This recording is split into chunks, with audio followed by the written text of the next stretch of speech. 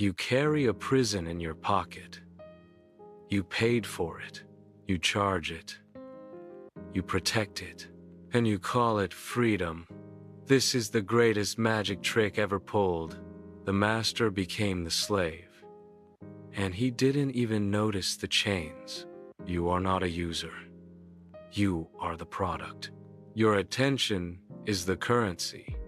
And every ping, every notification, every scroll is a transaction. You are being farmed. This is the truth about digital slavery. Look at the number. That isn't time spent. That is your life. Quantified. Your most valuable, non-renewable resource, your attention, is being traded on a hidden stock market. And you're giving it away for free. Every platform is a casino designed by geniuses. The infinite scroll is the slot machine lever.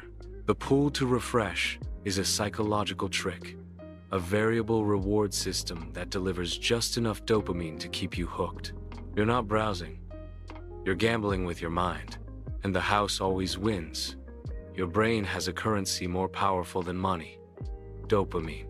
It's the molecule of motivation, of seeking, of desire. Social media has hacked this system. It provides cheap, artificial hits of dopamine for zero effort. Why read a book when a 15-second video can give you the same hit? Why build a skill when you can get a like for a stupid meme? Your brain adapts. It raises the threshold. Now, real life feels boring. Difficult tasks feel impossible. Your focus is shattered. You've been conditioned for distraction. This isn't an accident. It's a design feature. There is a ghost in the machine, an algorithm that knows you better than you know yourself. It studies your fears, your insecurities, your hidden desires. It doesn't just show you what you want. It shows you what will keep you engaged, outraged, and addicted. It creates a personalized hell for you, a bubble of confirmation bias that radicalizes you, an echo chamber that amplifies your anxieties. You think you're forming opinions?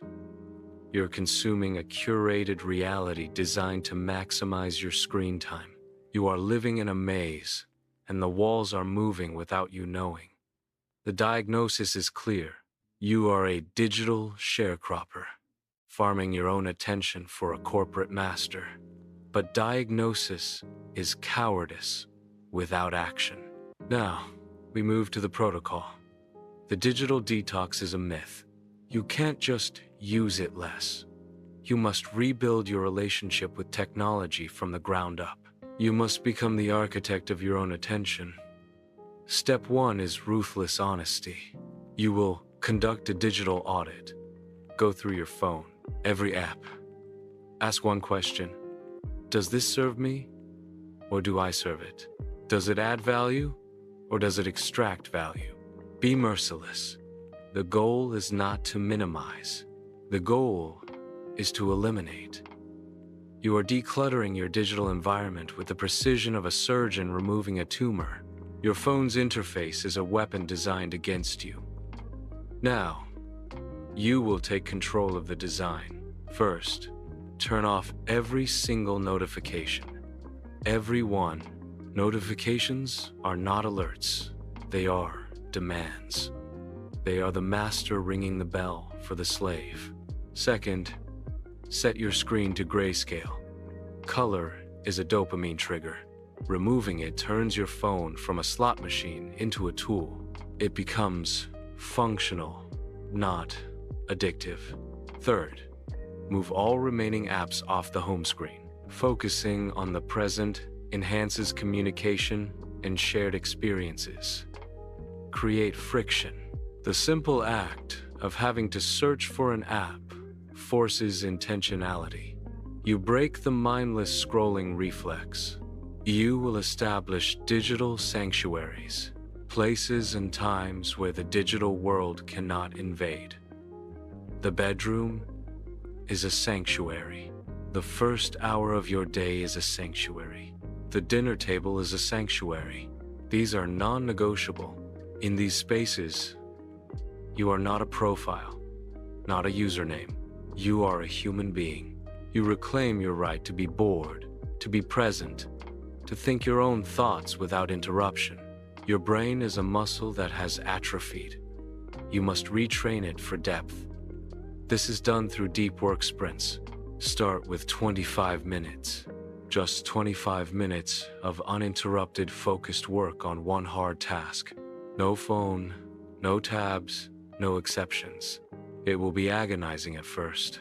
Your brain will scream for distraction. You must sit with the discomfort. This is the pain of growth. This is you rewiring your own neural pathways. The final step is to shift from passive consumption to active architecture. You do not consume content.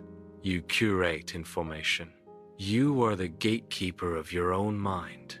Ask not, what is trending, but what do I need to know to build the life I want?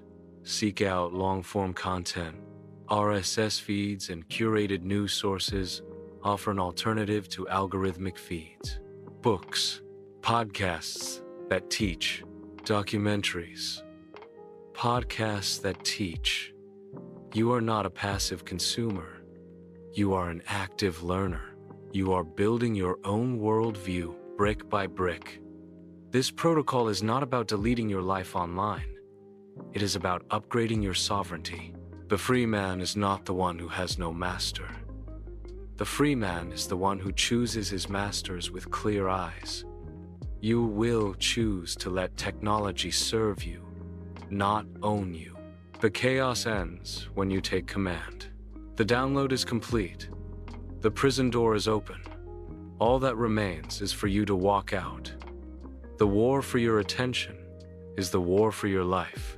If you're ready to fight back, to reclaim your focus and your time, then this channel is your field manual. Subscribe. Turn on notifications. The next protocol is already being built.